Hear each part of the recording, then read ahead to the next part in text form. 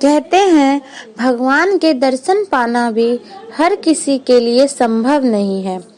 वो सौभाग्यशाली होते हैं जिन्हें भगवान के दर्शन हो जाते हैं। उसी तरह भगवान के दर्शन पाकर जीवन में आनंद और खुशहाली आई। आइए जानते हैं इस स्मरण में कैसे। जब मैं घुटनों के बल चला करती थी, तभी से घर में होने वाले पूजन, हवन तथा मंत्रोच्चार के प्रति मेरे मन में एक जिज्ञासा का भाव था। कुछ और बड़ी होने पर मेरी माँ ने मुझे गायत्री मंत्र का अभ्यास करा दिया था और मैं भी घर के अन्य सदस्यों के साथ हवन में शामिल होने लग गई थी। घर के लोग प्रायः शांति कुंज तथा पूज्य गुरुदेव के बारे में बातें किया करते थे। मैं जब भी माँ से पूछती थी कि पूज्य गुरुदेव कौन है, तो उनकी तस्वीर की ओर इशारा करके वो हमेशा यही कहती, उनके बारे में मैं तुम्हें क्या बताऊं, वे कोई आदमी थोड़े ही हैं, वे तो भगवान है भगवान। माँ की ऐसी बातें सुन सुनकर मेरा मन पूज्य गुरुदेव से मिलने के लिए बेचैन होने लगा। मैं बार बार शांति कुंज जाने की जिद करने लगी। यह उन दिनों की बात है जब मैं चौथी कक्षा में पढ़ती थी। बहुत जिद करने पर भी घर से अनुमति नहीं मिली और लाख चाहने पर भी मैं गुरुदेव के दर्शन नहीं कर सकी। 8वीं कक्षा में आते आते मैंने पहली दूसरी कक्षा के बच्चों को ट्यूशन पढ़ाना शुरू कर दिया था। सन 1990 ईस्वी में अचानक एक दिन पता चला कि बोकारो शक्तिपीठ से कुछ परिजन शांति कुंज जा रहे हैं। गुरुदेव से मिलने की मेरी उत्कंठा अब तक चरम पर पहुंच चुकी थी। मैंने तत्काल शांति कुंज जाने का मन बना लिया और वहां जाने वाले एक परिजन से मिलकर उनके साथ चलने का कार्यक्रम तय कर लिया। इस बात की मैंने घर में किसी को भनक तक नहीं लगने दी। डर था कि वे सभी फिर मना कर देंगे। परिजनों की टोली के साथ मैं शांति कुंज पहुंची।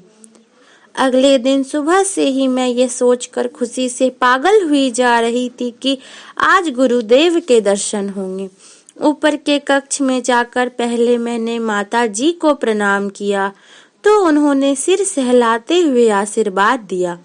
इसके बाद गुरुदेव को प्रणाम करने पर उन्होंने मुझे आधा पुष्प देकर आधा स्वयं रख लिया। आधा फूल देने का अर्थ मेरी समझ में नहीं आया। वापसी में सीढ़ियों से उतरती हुई मैं इसी बात पर सोचती जा रही थी कि एक अद्भुत अनुभूति हुई। ऐसा लगा कि मेरे कानों में कोई कुछ कह रहा है। मैंने आवाज पहचानने की कोशिश की तो बड़ा आश्चर्य हुआ। वह गुरुदेव की ही आवाज थी। वे मुझसे कह रहे थे कि तुम्हें मेरे बहुत सारे काम करने हैं। तुम जब किसी काम के लिए आगे बढ़ोगी तो मैं कदम कदम पर तुम्हारा काम आसान करता रहूंगा। पूज्य गुरुदेव द्वारा आधा फूल देकर आधा अपने पास रख लेने का अर्थ जब कुछ कुछ मेरी समझ में आने लगा था। अगले ही दिन बसंत पंचमी पर मैंने गुरु दीक्षा ले ली। जब विदाई का समय आया तो वंदनीय माता जी से मिलने गई। सोच कर तो चली थी कि मैं उनसे बहुत कुछ कहूंगी, लेकिन कुछ भी ना कह सकी। एक ही साथ मन में इतनी बातें आ रही थी कि कुछ कहते नहीं बना। इस उहापोह में आंखों के आंसू बहने लगे। मेरी सबसे बड़ी चिंता तो ये थी कि मैं किसी को बताए बिना घर से चली आई थी। साथ की महिलाओं ने भी मुझे पूरी तरह से डरा रखा था। मन कह रहा था कि अगर माता जी आशीर्वाद दे दे तो घर पहुंचने पर मुझे कोई कुछ नहीं कहेगा। माता जी ने मेरे मन का भाव बिना कुछ कहे समझ लिया। उन्होंने मेरी पीठ थपथपाते हुए कहा, बेटा चिंता मत कर, सब कुछ ठीक हो जाएगा। घर के लोग तुम्हें कुछ भी नहीं कहेंगे। और आश्चर्य, घर पहुंचते ही डांट फटकार और पिटाई की आशंकाएं निर्मूल सिद्ध हुई। घर में सबको पहले ही पता चल चुका था कि मैं शांति कुंज गई हूँ। माँ पिताजी ने एक शब्द भी नहीं कहा। उल्टे सभी इस बात को लेकर खुश हो रहे थे कि मैं वंदनीय माता जी और पूज्य गुरुदेव का आशीर्वाद लेकर लौटी हूँ।